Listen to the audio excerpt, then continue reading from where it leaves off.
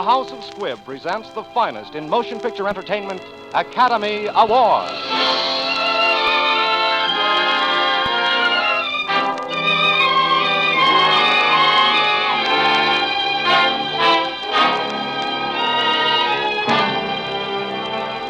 The House of Squibb, manufacturing chemist to the medical profession since 1858, bring you Academy Award. The pictures, the players, the techniques and skills which have won or been nominated for the coveted awards granted each year by the Academy of Motion Picture Arts and Sciences to each in his field for outstanding achievement.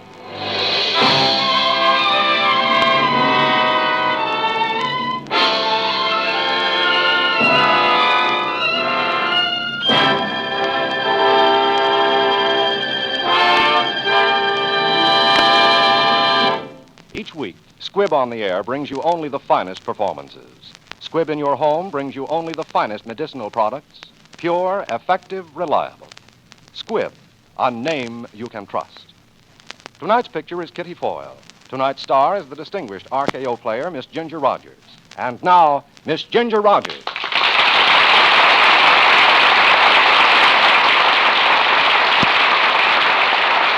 Thank you. And good evening, ladies and gentlemen. My hope is that some of our excitement and pleasure in reenacting these Academy Award roles will be communicated itself to you through our performances.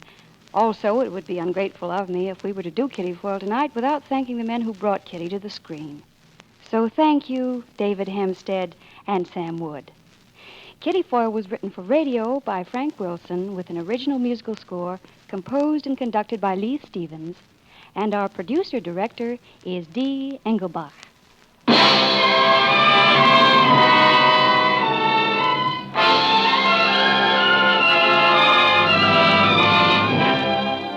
Academy Award, starring Ginger Rogers in her 1940 Academy Award-winning role of Kitty Foyle.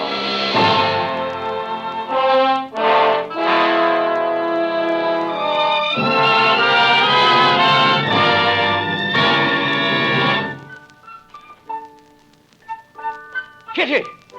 Kitty! Kitty, girl! Yes, Pop? Shut that dang thing off. I can't, Pop. I can't. I'm going too fast. I'm on a sleigh ride.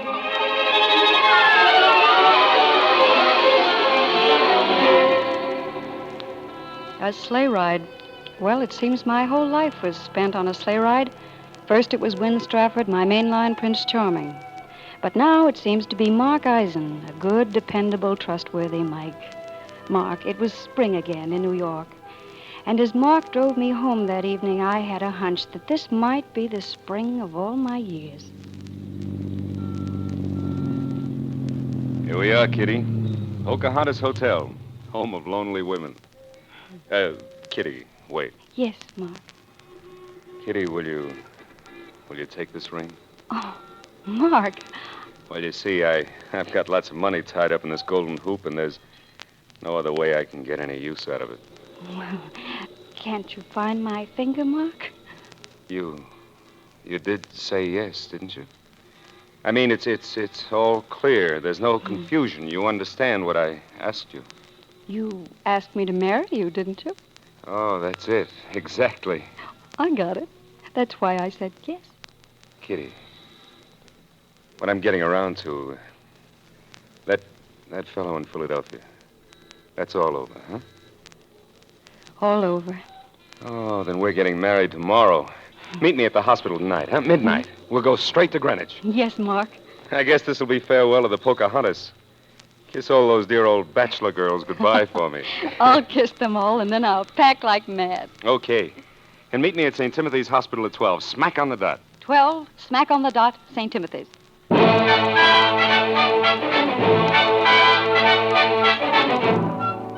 Good evening, Miss Foyle. Good evening. My key, please. Thank you. Oh, will you make up my bill tonight? Oh, you're leaving? I'll say I am, Joe. I'm getting married. Oh, please send for my bags around 11:30. Right.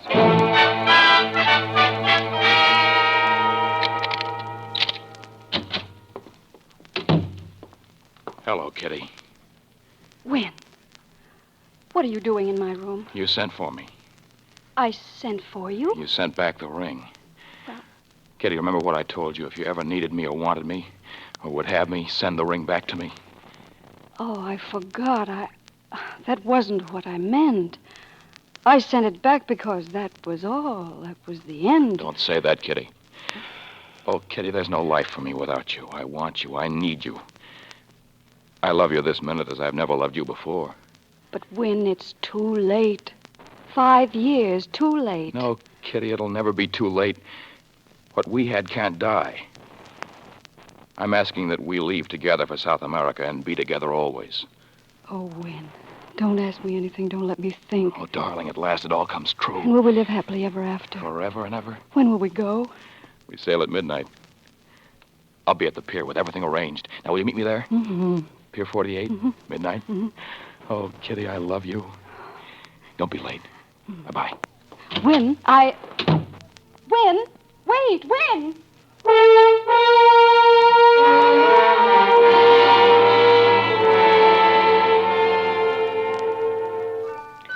Well, Kitty Foyle, here we go again. Maybe this time it's for keeps. You're making a mistake, you know. You're still on that sleigh ride. Oh, marriage isn't everything. What is it anyway? It's just a little piece of paper. A lot of fine things come out of that little piece of paper, Kitty. A home, children. That's where Mark comes in again. And you'd be a lot happier with Mark and that little piece of paper than you ever could be with Wyn.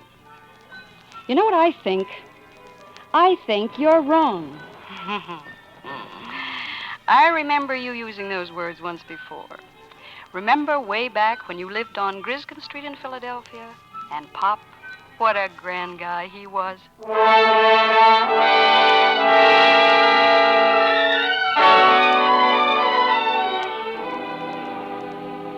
Kitty, I guess an old heathen like me never had any business trying to raise a daughter anyhow. I wanted to keep you from stubbing your toe. I thought you had all this junk rooted out of your mind. What junk? Cinderella and her blasted prince. Kitty, don't you see? It's no good. Don't argue, Pop. I love him. Judas Priest. You said it. You mean you want to marry Wyn Strafford? Mm-hmm. Has he ever asked you to meet his family? Pop, he doesn't even know I love him yet. It's a big secret. But I've never worried much about his family because I've got a funny idea I'm just as good as they are. Kitty, by Judas Priest, you're going to break your heart.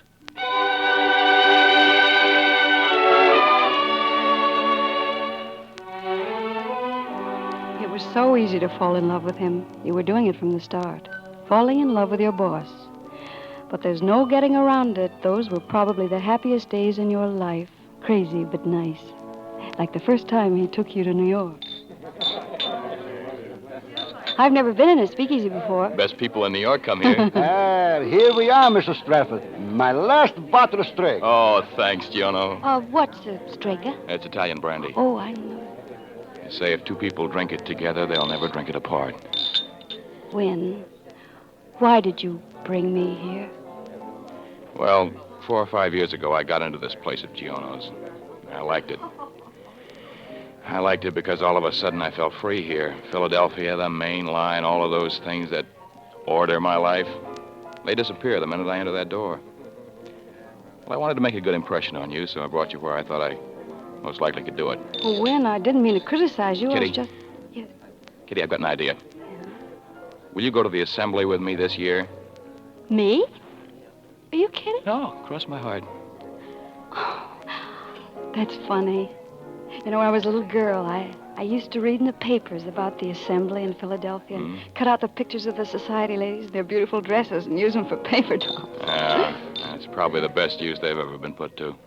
I know they've got rules and a committee that goes over the list of those invited, and if they come across somebody like Foyle, boom, and the next thing you know, you're being scraped off the sidewalk.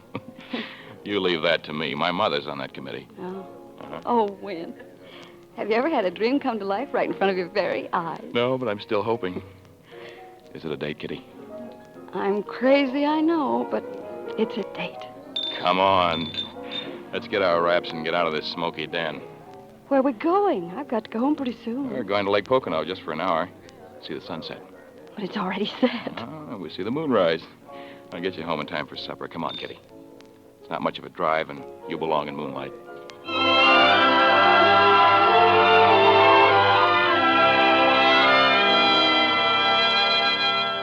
Lake Pocono and Wyn's Lodge in the mountains, snug and comfortable, exciting, and a million miles from everything but moonlight. Remembering that night is like putting your tongue in a sore tooth, that same sharp little twinge.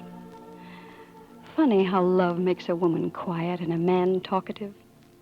But Lancelot mused a little space. He said, "She has a lovely face. God in his mercy lend her grace, the Lady of Shalott." Isn't that beautiful, darling? Tell me about beauty, teacher. Gladly. As you know, it's a man's duty to instruct woman in all subjects. Now you pick the subject. No, we've only got a few minutes, but tell me where we are. We are in the Pocono Mountains, situated in the state of Pennsylvania. No, but where are we really? In heaven? No. In love. Tell me about love. Well, first, there was a man. Mm-hmm. And there was a woman. Oh, what did the man and the woman do? Well, at first, they just hung around. And one night, a strange thing happened. What? They were sitting in front of a fire like this, and the firelight played upon the woman's face. And the man, for the first time, saw how beautiful she was. Looking into her eyes, he suddenly beheld all the wonders of life. So, immediately, he made love to her. Well, didn't the woman object? No. She loved him, too. Why? Well... Because he was everything that she had ever dreamed of. Oh, my darling. I love you, Wyn.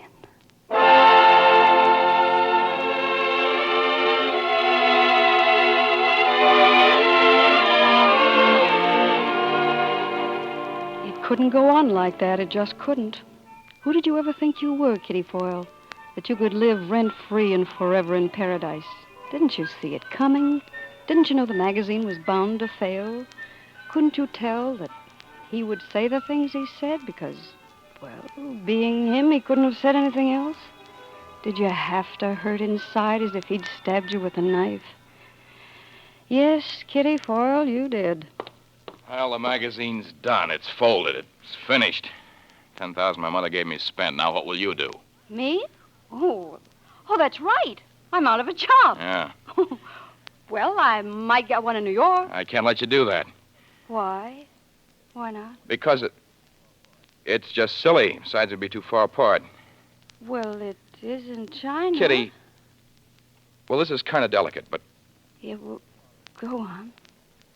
Your father isn't very well, you're all alone, and it's too much for you to handle. Yeah? I mean, I feel that I'm kind of responsible. It isn't your fault the magazine failed, and so... Well, until you get another job, I don't want you to have to worry about money. What do you mean? I'll just keep you on the payroll. It's only fair, you know, because... Just a minute. You don't need to worry about me, Wyn. I'm free, white, and 21, or almost. And I'd love you from here on out, or till I stop loving you. But nobody owes a thing to Kitty Foyle.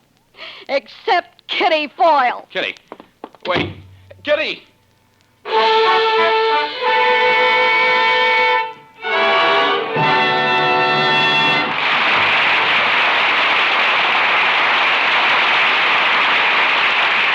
Before continuing with part two of Ginger Rogers' Academy Award-winning performance of Kitty Foyle, let's look in on the RKO lot where they are shooting the final scenes of Ginger's new picture, Sam Wood's production of Heartbeat. All right, boys. Let's try it. Here we are.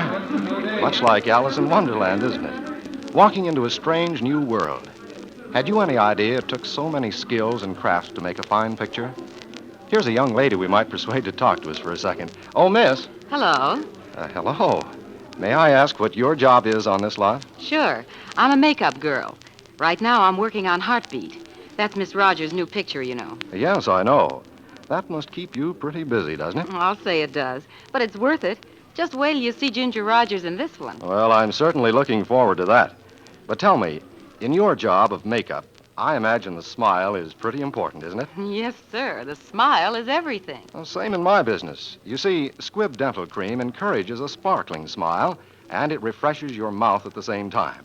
Everyone enjoys the minty taste of Squibb Dental Cream. It's so cool and fresh. Yes, I know. And did you know that the polishing agent in Squibb Dental Cream is one of the safest, softest, yet most effective known to dental science? Well, I'm glad to know. And did you know that pure Squibb Dental Cream has to pass more than 100 separate tests before it touches your brush? It's just one more evidence of the scientific care that goes into the making of this quality dentifrice. Use Squibb Dental Cream regularly. Taste, feel, and see the refreshing difference.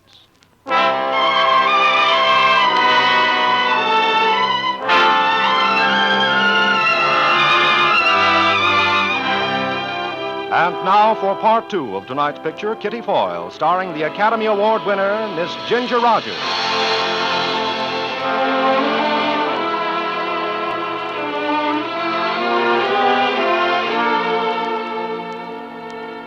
You thought you were off the sleigh ride, Kitty Foyle, when you took your shattered little pieces of pride and went to New York to ring the Liberty Bell. But you were wrong. Getting a job selling perfume, meeting a swell guy like Mark, hiding your pain in the crowds, no dice, Kitty Foyle. You were still on that sleigh, and you had a ticket in your heart for the entire trip. Molly, where are you? For heaven's sake, what's going on here? I don't know. I got home and they started coming. Somebody's nuts. I know the delivery boy like a brother right now. You should see what's in the bathtub. Water lilies. And look at these. A hothouse we got. $1 million worth of flowers, and they're all for you. For me? Well, who are they? Well, they're from Wyn. It's Wyn.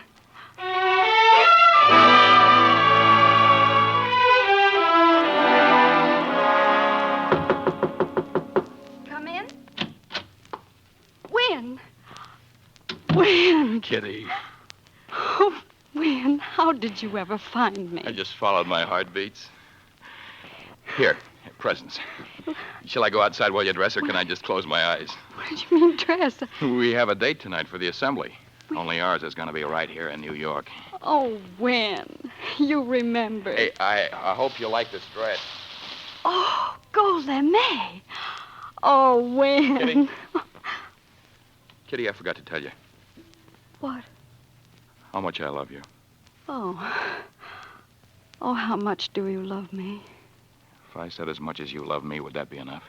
Oh, darling. If that were true, there wouldn't be any love left for anybody else in the whole world.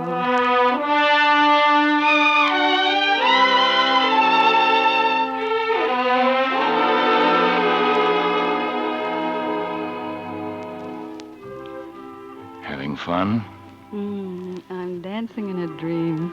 Our very own private assembly ball at the Ritz. Here, I've got something for you. Yeah. What is it? A ring, darling. Wow, how odd. But it's beautiful. It was my great-grandmother's. Oh. It's a symbol of eternal life. A snake eating its tail, you see? Oh, I see. A symbol of eternal life. From my great-grandmother to me and you and to those that come after us forever. It's our family. Wyn, why are you giving it to me? Kitty, will you marry me? Oh, Wyn. I can't. You love me now only because we're not in Philadelphia. I'll fix that. Boys, would you play the sidewalks of New York, please? What's the idea? Oh, that's our song now. We're New Yorkers, both of us. Oh, darling, no main line, no Philadelphia. Just you and me and you. Dear God, please don't ring the alarm clock for just a little while. Let it go on just as it is now. Just as it is now. Oh, he heard me. It's Sunday morning. Those are wedding bells, darling. Oh. Wedding bells for us.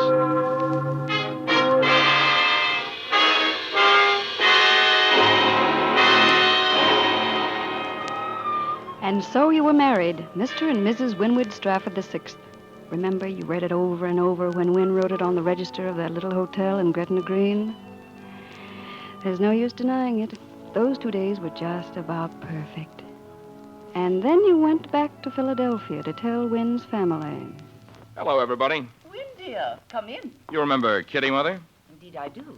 It's so nice to see you again, Miss Foyle. Oh, thank you. You remember my grandmother, Aunt Jessica, Uncle Edgar, Uncle Kenneth? Oh, glad to see you again, Miss Foyle. Well, the fact is, the name isn't Foyle anymore. It's Strafford. Kitty and I have been married. Oh, why don't you say something? Or is she so beautiful she's taking your breath away? You'll have to forgive me, my dear. I just wasn't prepared for such news. You understand, don't you? Oh, of course. After all, it is a surprise. Shall we sit down? Will you have tea? No, thank you. When were you married, dear? Monday. I see. We thought, naturally, that Wyn would wait a year.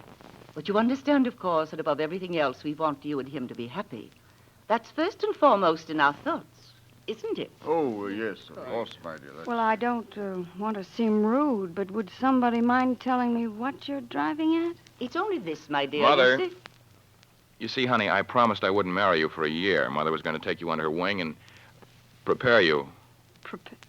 Prepare me for what? You know, some school, some good finishing school. School? Are you kidding me? No, my dear. Let's keep calm. Now, look. Let's get a few things straight around here. I didn't ask to marry the Straffords. The Strafford asked to marry me. I married a man, not an institution or a bank. Oh, I've got a fine picture of your family conferences here. All the Straffords trying to figure out how to take the curse off Kitty Foyle, buy the girl a phony education, and polish off the rough edges and make a mainline doll out of her. Oh, you ought to know better than that. It takes 6 generations to make a bunch of people like you, and by Judas Priest, I haven't got that much time.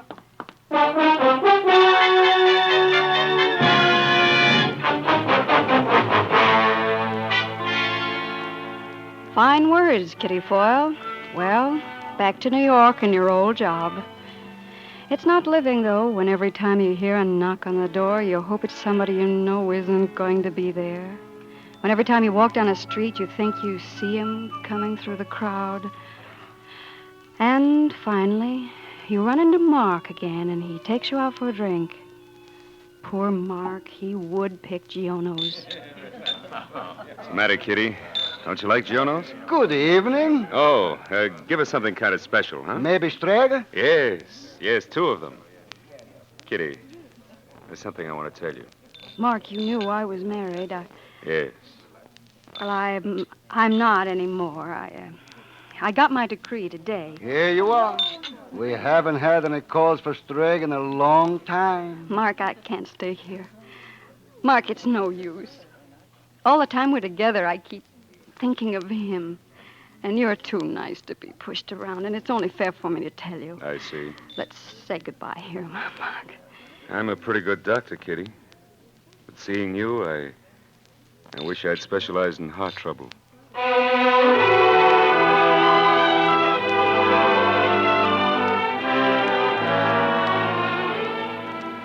You were ghost-ridden and haunted, Kitty Foyle. You ran until you couldn't run anymore. And then one day, an item in a Philadelphia paper. Mr. and Mrs. Devereux Gladwin announced the engagement of their daughter, Miss Veronica Gladwin, to Mr. Winwood Strafford VI.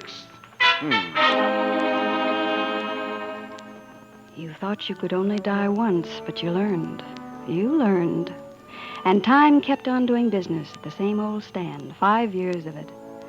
Then they sent you down to Philadelphia to open a branch of the store. You were afraid to go, afraid of all the things it might bring back. But nothing happened until the afternoon of your last day, about 4:30.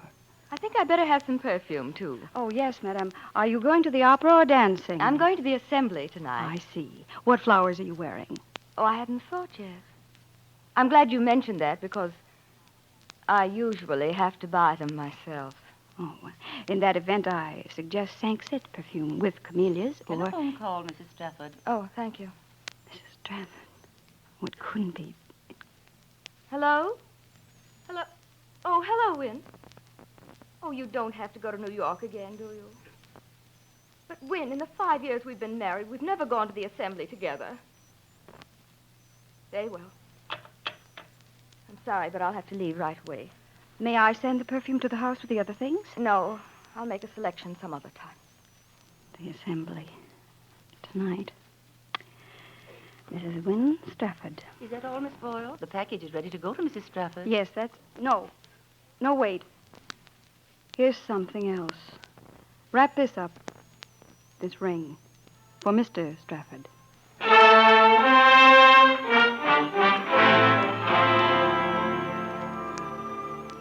You sent back the ring. Kitty, remember what I told you? If you ever needed me or wanted me or would have me, send the ring back to me. That wasn't what I meant. I sent it back because that was all. That was the end. Don't say that, Kitty.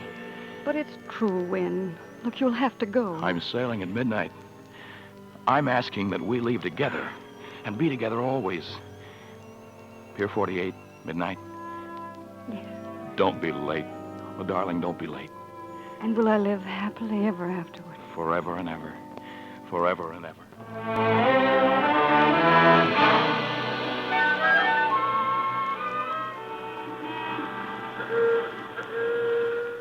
Cab, Miss Foyle? Oh, yes, please.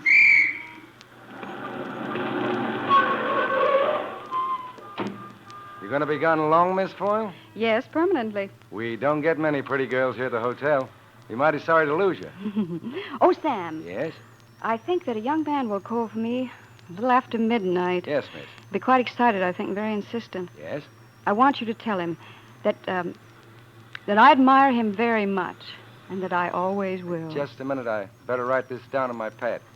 You admire him very much. And tell him that I'll never forget him. You will never forget him And tell him that I'll always love him in a very special way. You'll always love him in a... And then tell him that I'm being married tonight. You're getting married tonight? Hey, what is this? Where to, miss? St. Timothy's Hospital, please.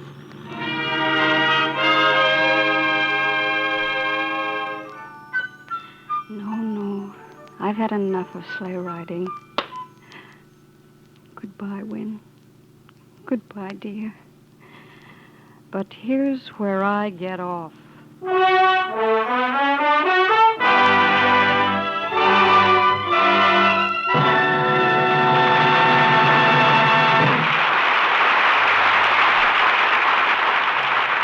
Today, medical science moves with incredible swiftness. Even before the miracles of penicillin were completely charted, work was going forward in a scientific laboratory on another similar substance called streptomycin. What is streptomycin? It is a powerful drug science has taken from the earth itself by painstaking and complicated extraction processes. What does streptomycin contribute to the conquest of disease? It is effective against certain deadly germs that even penicillin doesn't conquer. With streptomycin, as with penicillin, Squibb scientists are working in the forefront of progress, cooperating with other scientists all over the world in the effort to discover and prove all that streptomycin can do, and to make it available as soon as possible to every doctor. For the Squibb idea, for nearly a century, has been to strive ceaselessly in the cause of health. And through its endless quest for perfection, Squibb has earned its reputation everywhere as a name you can trust. Next week, another great picture. The House of Squibb will present Academy Award starring one of Filmden's most distinguished actors, Mr. Paul Muni, in his Academy Award-winning performance in The Life of Louis Pasteur. Next week, it is Academy Award starring Mr. Paul Muni in The Life of Louis Pasteur. Ginger Rogers appeared in Kitty Foyle tonight through the courtesy of RKO Radio Pictures, producers of The Spiral Staircase. This is Hugh Brundage bidding you good night until next week at the same time when the House of Squibb invites you to join us for Academy Award. This is CBS, the Columbia Broadcasting System.